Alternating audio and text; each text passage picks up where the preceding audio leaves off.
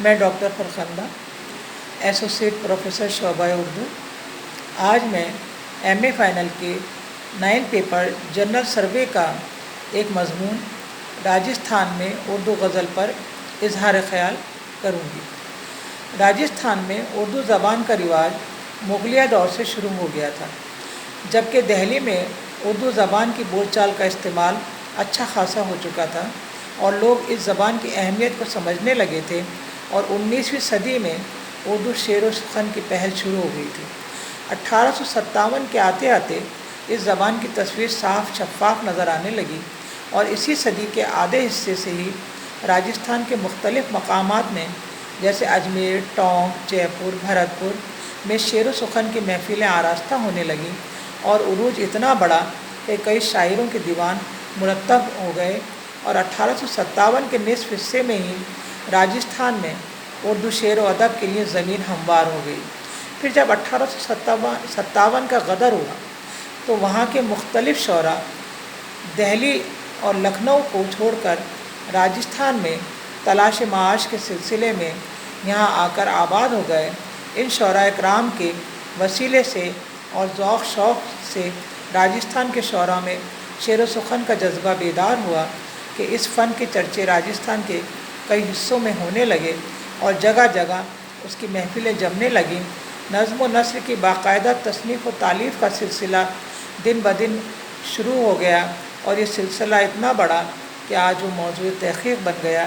ان سب باتوں کو خیال میں رکھتے ہوئے اور دیکھتے ہوئے راجستھان میں اردو شعر و ادب کی کوئی مکمل تاریخ اب تک نہیں لکھی گئی تھی، لیکن دھیرے دھیرے اس کو اہمیت دی گئی، اور صوبہ راجستھان کے اس عظیم خطے میں 11ویں صدی میں فارسی زبان و ادب کے اثرات نظر آنے لگے، اور اکبر اعظم کے دور حکومت میں اردو فارسی ادب کو زیادہ فروغ حاصل ہوا۔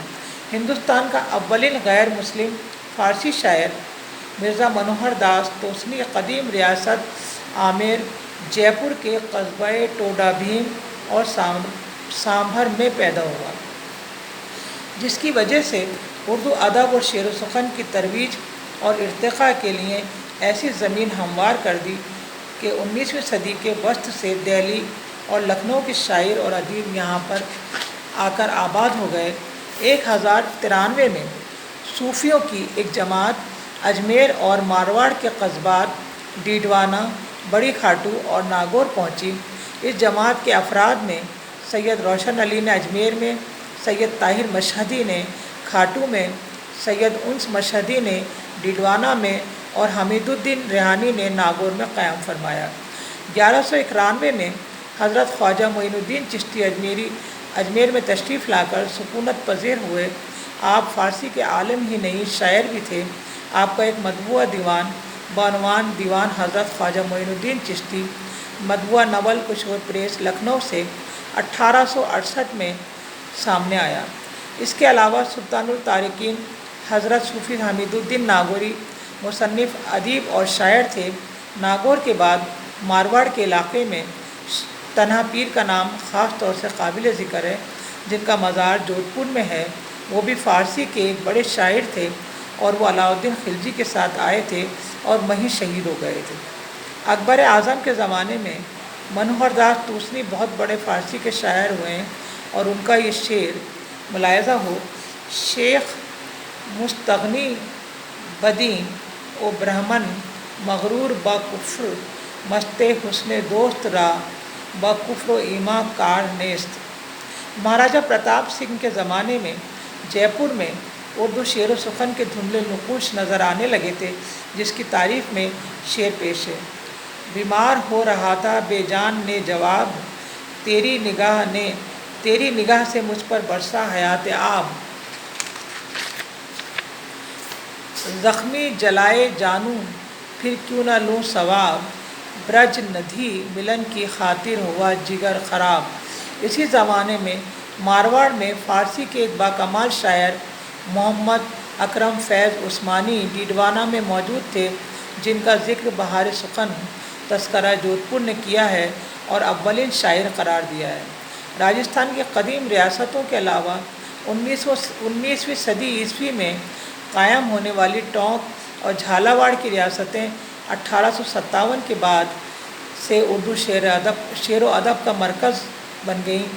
अजमेर में ख्वाजा मोइनुद्दीन चिश्ती की दरगाह के ज़ायरीन और मोतक़ीदीन में उर्दू बोलने का रिवाज बहुत तेज़ हो गया। एक शेर दानियाल मुतवफ़ी हज़रत ख्वाजा की शान में कहते हैं, जुग जुग जियो जुग जुग जीवें हज़रत ख्वाजे, हज़रत नबी रसूल नवाजे। इस तरह ख्वाजा साहब की मनक़बत लिखी गई, जिसको कड़का कहा जाता है। तुम बड़े सुल्तान हज़रत चिश्ती, बड़े मुल्क और तख्त तुम ही को छाजा। रोड़ा मठों पर अपना रहम कीजिए, दिल का दर्द दूर करो ख्वाजा। दीन के तुम मोइनुद्दीन ख्वाजा। इस तरह 16वीं सदी आते आते उर्दू बोलने वालों की आमद व रफ्त बहुत ज़्यादा हो गई और राजस्थान के हर खित्ते में इसको इतना फ़रोग़ मिला कि कई दफातर में उर्दू ज़बान और रस्म ख़त में सरकारी गज़ट शाये किए जाने लगे। लिहाजा उर्दू ज़बान का रंग राजस्थान में भी खूब चढ़ा गया, जो आज तक बाकी है।